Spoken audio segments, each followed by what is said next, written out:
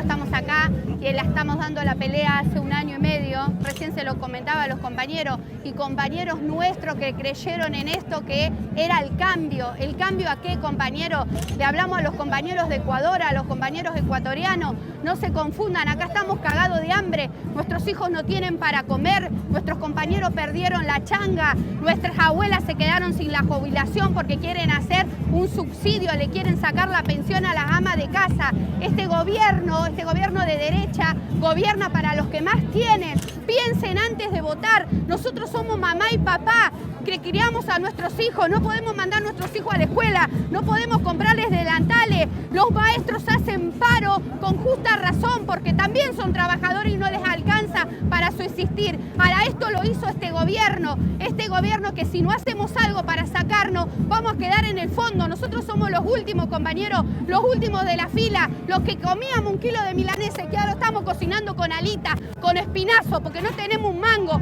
Esto es lo que hace el cambio. Entonces, por eso, compañeros, a los compañeros de Ecuador, a los compañeros ecuatorianos, les digo, piensen cuando van a votar, piensen cuando van a meter la boleta, compañero, porque acá está una compañera, una trabajadora, que hoy no tiene un mango en el bolsillo, que está cocinando con espinazo, que tenemos un comedor con 270 pibes, compañero, que cada vez hay más padres que se quedaron sin trabajo, que los viejos no pueden acceder a los remedios. ¿De qué cambio, de qué carajo estamos hablando? Cuando sé que ellos decían una cosa y después hicieron otra. No podemos pagar la luz, no podemos pagar el gas. En los comedores estamos cocinando así, con leña, porque no nos alcanza ni para comprar la garrafa, compañero. Ese es el cambio es la mierda, el cambio es la miseria. Por eso estamos acá. No se confundan, compañeros, y piensen cuando van a votar, por favor. Cuánta pasión, Gabriela Cerruti, cuánta pasión de esa mujer. Es que la escuchaba y me acordaba de haber estado con vos, no sé, con ustedes, justo antes de las elecciones, que yo había escrito El Pibe, y yo tenía esa desesperación de conocerlo a Macri y de no poder parar de decir lo que nos va a pasar si este hombre gana. Y esas casi a los gritos, ¿no? Claro, es que había un momento en que te angustia, decís, si sabemos lo que va a pasar, ¿cómo puede ser que la gente no lo entienda? Lo que pasa es que el aparato mediático es tan fuerte que el mismo aparato que contribuye a la demolición de un proyecto político, como es el caso de Correa en Ecuador o como era el caso del kirchnerismo en la Argentina, es el mismo aparato que cubre al otro, al que quiere entronar, digamos. Entonces, es un proceso en el cual los medios van jugando los dos roles y entonces callan estas voces. Entonces, ahora te encontrás 1 año después con esta mujer, con esta compañera diciéndolo con esta angustia, que es la angustia que de alguna manera sentimos todos hoy en la Argentina, ¿no? Los que sabíamos la que se venía y los que tal vez no la sabían y se encuentran ahora frente a esta situación realmente desoladora, ¿no? Nunca pensamos que en 1 año iban a poder destruir todo de la manera que lo destruyeron. ¿Vos creés que Macri es igual a Lasso? Yo creo que esta vez la derecha, que cada tanto tiene sus andanadas y sus mareas, digamos, en Latinoamérica, ha elegido a este tipo de empresarios que son además la mejor representación de lo que hoy es el capitalismo, porque hoy el capitalismo no es más el capitalismo que nos gustara o no, tenía empresas, tenía obreros, negociaba salarios, industria, generaba productos, obras, digamos, ¿no? Entonces uno podía confrontar o no desde determinados lugares, pero era eso. Hoy el capitalismo todo el mundo habla de las redes y no habla de la principal red, que es la que está hundiendo al mundo, que es el capitalismo financiero, el capitalismo virtual. Hoy hay una cantidad de gente que lo único que hace es mover a través de computadoras su dinero en esas empresas que vos te estás tratando de explicar y que acá nos volvemos locos tratando de explicar. Nosotros antes hablamos del sistema de cajas chinas de Macri, ¿no? Que pone, es el dueño de una empresa, se la vende a sí mismo, entonces después se la compra el hermano y todo esto es controlada por otra empresa de la cual el dueño es el gerente de la primera empresa. Todo este sistema habla de que en realidad no estamos hablando de capitalismo, ni de industria, ni de trabajo. Estamos hablando de señores que lo que hacen es mover virtualmente su dinero a través del mundo y tener unas ganancias fabulosas por ese dinero que están moviendo. Entonces, esto es lo mismo, es Temer en Brasil, es Lasso en Ecuador, es Macri en la Argentina. Hoy la derecha avanza en Latinoamérica a través de estos baluartes del neocapitalismo financiero. Fue Piñera en Chile. Fue Piñera en Chile. Con el resultado conocido. Con el resultado conocido, y yo creo que Macri sigue la suerte de Piñera, y Temer ni hablar, recién veíamos lo de Brasil. Por suerte, esta nueva andanada de la derecha en Latinoamérica llega después de muchos años de gobiernos populares que lo que han hecho es que el pueblo esté más fortalecido, más militante, que se pueda dar cuenta antes, que no tenga miedo. Eso a veces a nosotros los más grandes nos empieza a preocupar en Argentina, porque la generación que hoy está en la calle es una generación que no tiene miedo, porque nunca fue perseguida, nunca creció en estos 12 años donde hacer política era un honor y un orgullo. Y eso los hace a veces un poco audaces. Y en un momento en el que yo creo que la segunda parte de este ajuste que está llevando adelante Macri en la Argentina es una violenta represión que va a comenzar en cualquier momento. Pero aparte de la hipocresía, ¿no? Porque volviendo a Ecuador, hay una periodista le pregunta en su momento, recordemos que hubo un referéndum en las últimas elecciones donde la mayoría de los ecuatorianos votó porque no los candidatos o funcionarios no tuvieran empresas en paraísos fiscales, ¿no? O sea, eso pasó con mayor o menor diferencia, pero eso ocurre, está instalado. Sin embargo, el planteo, igual que acá, recuerdo los tuits de Laura Alonso, ¿no? Planteando que no era delito tener una empresa offshore. Entonces, una periodista le pregunta a Lasso, bueno, ahora que se votó el referendo, ¿qué va a hacer con su plata afuera, con su plata en el exterior? Y Lasso dice, bueno, yo voy a cumplir la ley. Entonces pienso en esa hipocresía, que me imagino que debe ser la misma hipocresía de la revelación del correo cuando Macri dice, bueno, vamos a volver a foja cero. Sí, pero además mienten permanentemente y como tienen una cobertura mediática tan impresionante, es muy difícil mostrar esas mentiras. Digo, para que el pueblo ecuatoriano sepa, hay un momento en el cual no pueden mentir más y nos está pasando hoy en la Argentina, digamos, ya está, digamos, todo el mundo ya sabe que Macri trató de perdonarle a sí mismo 70.000 millones en la causa del correo, que hicieron todo. Hoy hay una nueva denuncia de los trabajadores de los gremios aeronáuticos en los cuales muestran que hubo incluso un desmanejo y un cambio de fechas interno dentro de lo que es el expediente administrativo para que se habilitara como nueva línea, la línea aérea del propio Macri, de sus hijos, de su padre, de su familia. O sea, ¿llegan al gobierno para qué?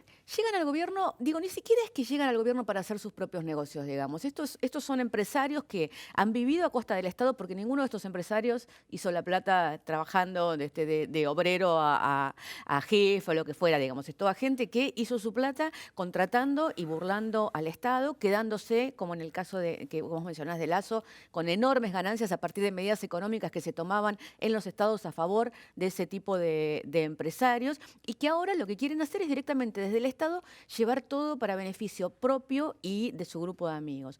A mí una cosa que me llama muchísimo la atención de Macri, las veces que he conversado con él y ahora cuando él habla con otros periodistas o con sus ministros, es que el tipo pareciera que no se da cuenta, o sea, no ve qué es lo que está mal. Son otro sistema de valores, tienen otra cabeza, tienen otro sistema de valores. Cuando vos decís no pueden contratar a su propia empresa por 2.000 millones de pesos, ¿por qué no? ¿Por qué mis hermanos van a dejar de hacer negocios porque yo sea presidente? Si los hubiéramos hecho lo mismo. Si hubiéramos hecho lo mismo. ¿Por qué voy a perder plata ahora porque soy presidente?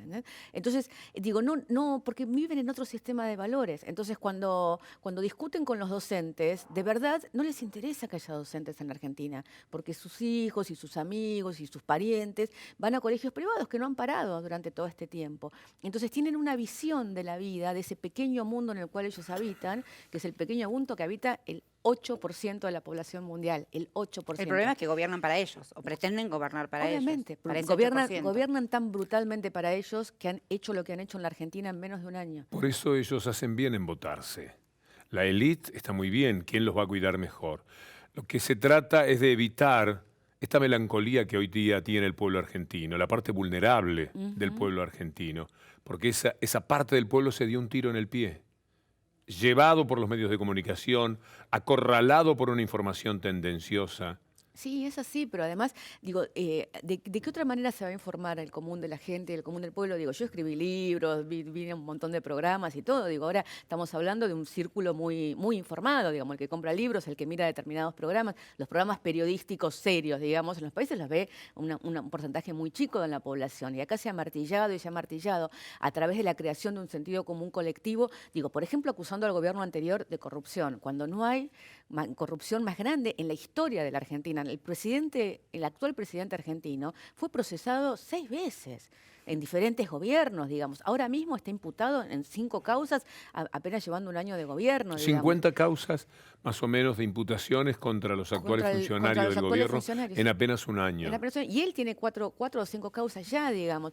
Pero uno miraba su declaración jurada, digo, él está imputado antes de ganar las elecciones por lo que era su declaración jurada. Los Panama Papers aparecen un mes después de que gana. Ahora, frente a esto, obviamente uno siente la desazón porque, digo, que ellos sean corruptos es algo grave y es algo que tenemos que denunciar. Ahora, lo más grave de todo esto es la enorme corrupción que implica que para llevarse la plata a ellos, como por ejemplo sacándole las retenciones a las mineras, sacándole las retenciones al agro, después no hay plata para pagarle a los docentes. Porque la matriz corrupta lleva a que las políticas públicas sean las que verdaderamente son perniciosas. Uno podría decir, les regalo el dinero que se roban. Se los regalo. Pero no hagan para ganar ese dinero, no implementen políticas públicas que provoquen el hambre que hay hoy día en la Argentina, la devastación del empleo que se tiene hoy en el país. Es que la verdad es que si vos lo pensás, para hablarle al sentido común de la gente, viene todo junto. O sea, el tipo que la quiere todo para él, la quiere toda para él. La de su empresa privada, Bueno, tienen un la gran del lío ahora Estado, entre digamos, ellos, porque sí. justamente toda la élite ve que un grupito demasiado reducido es el que está robando y empiezan a tener problemas. Sí, sí, digo, tiene Claro, ¿qué problemas. corporación gana sería, no? O sea, ¿qué corporación Sí, la verdad lidera? es que se están quedando con todos los negocios, con los mayores negocios. Y además tratan de hacer estos enjuagues absurdos por el cual le venden la empresa a tal. Bueno, lo que hicieron con el tema de Avianca, digamos, que tuvo que salir Avianca Colombia a decir nosotros nunca compramos Maquear, digamos, porque enfrascaron en esa situación al holding Avianca Colombia cuando en realidad hicieron un acuerdo con el dueño de Avianca, que es Efromovich, que puso una cantidad de dinero ínfima. O sea, compró una compañía aérea por 5 millones de pesos, una cosa ridícula. Porque además pero tienen 2 objetivos con eso. No solo es que entren su compañía como líneas low cost en la Argentina, sino además destruir aerolíneas argentinas, que es lo que hicieron en su momento cuando destruyeron la aerolínea brasilera, que es lo que hacen permanentemente cuando quieren terminar con todo lo que son las grandes empresas estatales, que significan además de una cuestión de soberanía, una cuestión de trabajo importantísima para cada país, ¿no? Pensaba en esto que decía Víctor Hugo sobre el sector de la clase trabajadora que votó a Macri, ¿no? Por esta idea de que la propuesta Sí. del cambio. Y después cómo se nota a poco de andar la distancia enorme en la calle, ¿no? O sea, Macri no puede hacer un acto multitudinario. Hace unos días lo veíamos y visitando, reinaugurando una fábrica y los trabajadores le gritaban ¡Viva Cristina! Mientras pasaba Macri. Esto se viralizó muchísimo, está en las redes sociales, muy accesible. O Guillermo Lasso en una feria o en un acto de campaña, lo hemos mostrado acá en Crónica de América, en un momento le dicen tiene que agarrar un pollo y agarra el pollo con una cara de asco, digamos, porque su distancia con el pueblo es muy grande, muy grande. Ahora, evidentemente esa distancia la ocultan los medios de comunicación. ¿Cómo explicar, transitar ese eslogan de marketing del cambio que tan mella hacen procesos que tienen su tiempo de transcurridos? Entonces hay un sector de la población que dice, bueno, yo quiero cambiar, pasó mucho tiempo. Es que yo creo que el deseo de cambiar es un deseo legítimo del ser humano y de la sociedad en su conjunto. El tema es cambiar hacia dónde. Digo, seguramente a los ecuatorianos hay una cantidad de cosas que quieren cambiar de lo que es la situación actual o de lo que está transitando el gobierno. Y es legítimo que le exijan a ese gobierno que profundice, que cambie, que vaya para tal o para cual lado, que haga las cosas que todavía faltan hacer. Lo mismo que nos pasaba en la Argentina. Sin duda faltaban un montón de cosas por hacer. Sin duda había que cambiar y había que profundizar algunas y había que retroceder en otras. Porque esto es lo que sucede en una sociedad. Digo, uno no está siempre gobernando en cada una de las medidas que toma con el rumbo correcto, pero en el día a día haciendo lo que se debe hacer. Pero ese cambio tiene que entender la sociedad ecuatoriana, que tiene la suerte, la sociedad ecuatoriana, de que nosotros hayamos votado un año antes. Y que entonces ya pueden ver lo que nosotros decíamos que iba a pasar y que no querían escuchar, lo pueden ver. Lo decimos con dolor. Lo dijimos con dolor y ahora con dolor también les decimos a la sociedad ecuatoriana que lo que les están prometiendo es mentira, porque ya estamos viendo en la Argentina lo que está pasando. 2 ejemplos tiene Ecuador, no solo Argentina, sino también Brasil. Claro. Los países más poderosos del área están en una situación pavorosa. En todos lados piquetes, paros, protestas, una bronca muy, pero muy grande con el poder establecido. Es que la verdad es que digo, nosotros anoche hablábamos con el ex ministro de Economía nuestro, con Axel Kicillof, decía, ¿no? Nosotros nos votaron en contra al kirchnerismo por diferentes razones que seguramente muchas tienen que ver con lo que la gente vota en contra en Ecuador, desde que le parecía autoritaria la presidenta hasta por la cadena nacional, o sea, cada habitante decide su voto por razones que a veces no es la macroeconomía, que no es el gran rumbo, sino porque quiere que modifiquen alguna cosa. Ahora, esa misma gente que nos votó porque no se bancaba más las cadenas nacionales de Cristina, hoy está sin trabajo, sin tener para darle de comer a sus hijos, sin posibilidad de salir de vacaciones. Entonces, lo que tienen que entender es que en estas elecciones, donde lo que viene enfrente es la derecha neoliberal, traten de no votar pensando en pequeñas situaciones o en cuestiones más estéticas que profundas, porque lo que ellos no vienen a cambiar eso. Lo que ellos vienen a cambiar profundamente es la matriz económica de América Latina, por una matriz en la cual solamente puedan ganar ellos. Estamos en un año de campaña también en Argentina. En unos meses vamos a estar votando los argentinos. ¿Vos creés que hay un daño profundo hecho a la Argentina ya en este tiempo de gobierno de Macri?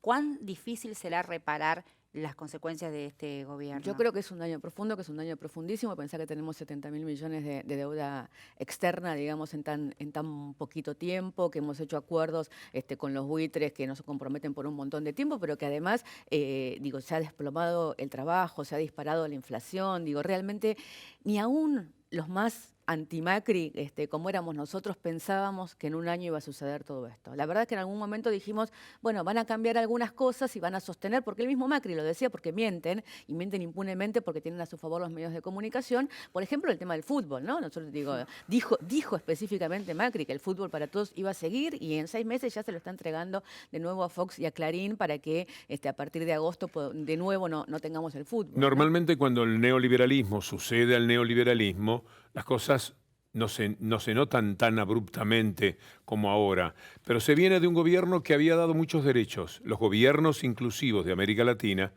le dieron derechos a la gente. Esos derechos estaban en la gente. No pensaron que iban a ir por esos derechos. La gente se equivocó tanto que verdaderamente creyó que todo lo que tenían antes, lo que habían logrado, lo iban a respetar y que ahora iban a cambiar para tener mejor aquello. Están sin nada. Perdieron lo que tenían. Sí, es que uno tiene esa sensación que hay derechos adquiridos que se van adquiriendo y ya no sabes ni siquiera qué gobiernos los hizo. Entonces, bueno, había una cantidad de cosas que disfrutábamos y que no se sabía ni qué gobierno los había hecho. Yo recuerdo, viajé a Ecuador hace poquito y recuerdo de un guía que nos llevaba ahí por la zona de baños y nos decía lo que significaba para ellos la escuela pública, que para nosotros era como algo adquirido a partir de los 50, era como, bueno, está llegando el peronismo, decíamos, a Ecuador, pero pero usted no sabe lo que es, o sea, pensar que yo puedo ir a la escuela y que mi hijo puede ir a la escuela y que además voy a tener mochila con los útiles escolares para ir. Esto no existía en Ecuador, nos decía muy conmovido. Y hay que ver si se siguen acordando los ecuatorianos que eso no existía en Ecuador. Tal vez sienten que eso ya está y que eso es para siempre. Miren la Argentina, no es para siempre. Hoy los chicos, los jóvenes que van a la escuela pública están sin clases, no empezaron las clases todavía de este año porque este gobierno quiere solamente escuela privada y quiere que no se le pague lo que le corresponde a los docentes. Entonces, todos esos derechos adquiridos hay que defenderlos porque no son para siempre. Gabriela, muchas gracias. Gracias a ustedes por la invitación. Gracias, Gabriela. Y felicitaciones, Cintia, por la investigación. Gracias, igualmente por Nuestras Voces, el portal que dirige Gabriela Cerruti. Que pueden verlo en cualquier sitio. Muchas de las cosas que está diciendo Gabriela, las referidas a Macri, por ejemplo, pero también a la actualidad de Argentina, entrando al portal Nuestras Voces, van a tener elementos extraordinarios. Por ejemplo, la denuncia sobre la historia del correo apareció en el portal Nuestras Voces con otro periodista que estuvo hace un ratito en nuestro programa, que es Ari Lijalad. O sea que es muy interesante que puedan entrar allí. Gracias otra vez. Gracias. Con dolor, ¿no? Con dolor presentamos las mamuscas de Lasso, porque las consecuencias de estas mamuscas es dolor para los ecuatorianos. No las voy a contar ahora, pero quiero decir solamente, esta mamusca grande es Guillermo Lasso, el candidato. Esta es una de sus empresas en Panamá. Hasta el próximo bloque, ya venimos.